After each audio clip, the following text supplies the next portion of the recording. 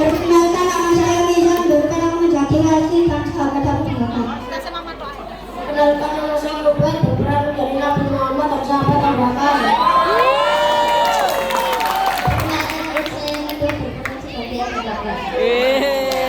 Perkenalkan, nama saya Muhammad, saya berperan sebagai pemuka tiga. Perkenalkan, nama saya Anas, saya berperan sebagai pemuka dua. Perkenalkan, nama saya Andra, saya sebagai pemuka satu. Perkenalkan, nama saya Fani, saya berperan sebagai Umayyah. Perkenalkan, nama saya Fani, saya berperan sebagai Hilal. Perkenalkan, nama saya Elsa, berperan sebagai pembaca narasi. Perkenalkan, nama saya Raka, berperan sebagai pembeli. Perkenalkan, nama saya Ayan, berperan sebagai pembeli dua. Perkenalkan, nama saya Nidisa, berperan sebagai pedagang satu. Perkenalkan, nama saya Rizky, saya berperan sebagai pedagang dua.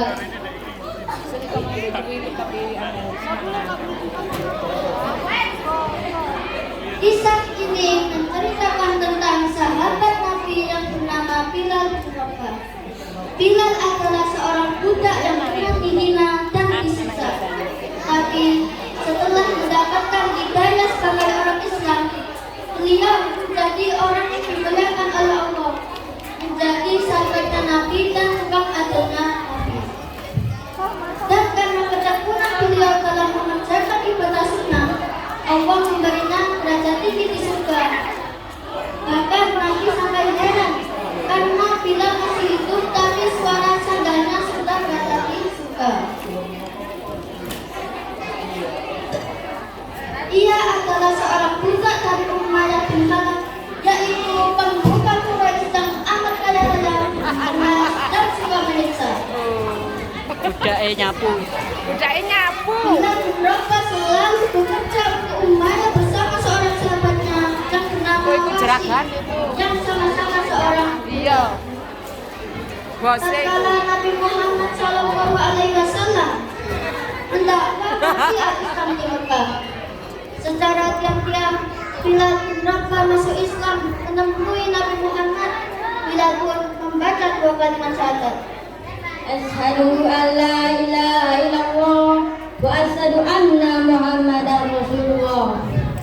Seketika itu pun Bilal bin Rabah masuk Islam. Di lain waktu, Umayyah bin Khalaf menyatakan suatu rangkaian pemuka-pemuka kaum Quraisy di suatu tempat bernama Darun Nadwa. Umayyah bin Khalaf membuka pembicaraan.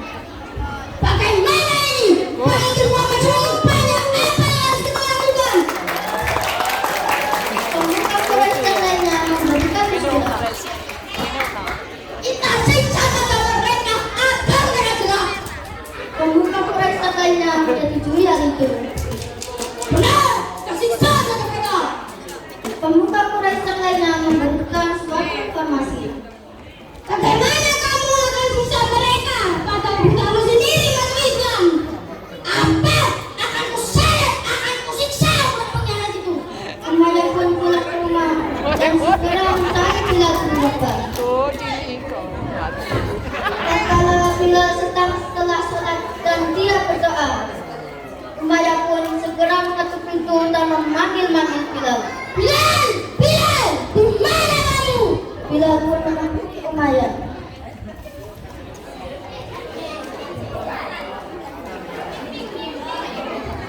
Ya Tuhan, apa yang bisa saya lakukan?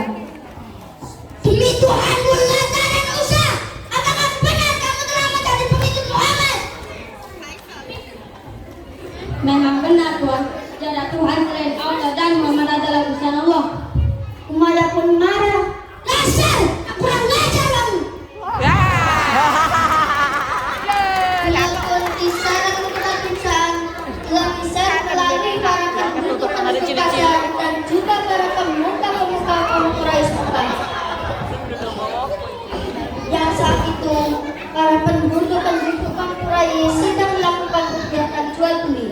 Bilal diseret tanpa ampun oleh Umayyah bin Khalaf dan Al-Mujo al-Mujonya.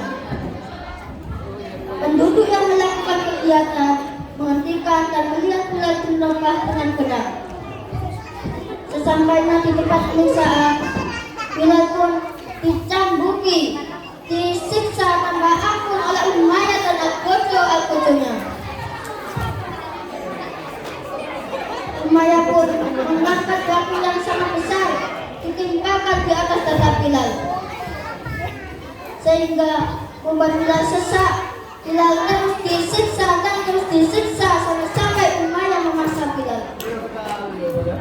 Katakan Bilal, katakan Muhammad Rasulullah.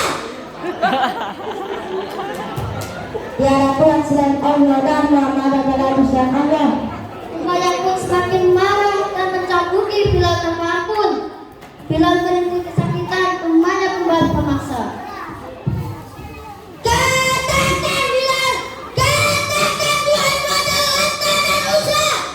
Karena telah menahan sakit, Bilal hanya bisa menjawab, Ahad, ahad.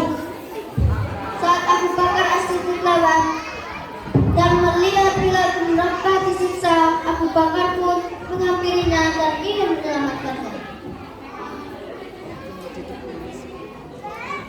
Wahai Umayyah, berapa kedua butamu itu? Hilang wis. Akan kujual dia Sultan Ruqyah. Baiklah, akan kubeli dia.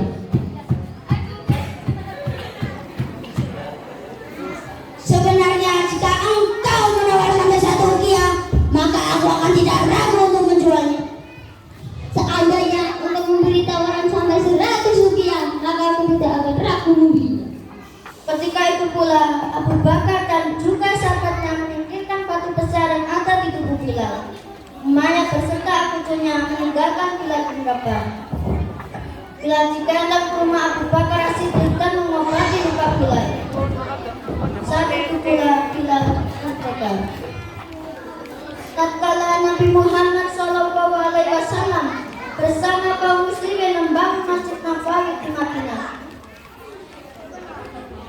Setiap waktu sholat, Bilal selalu mengumandangkan azan di atas menara.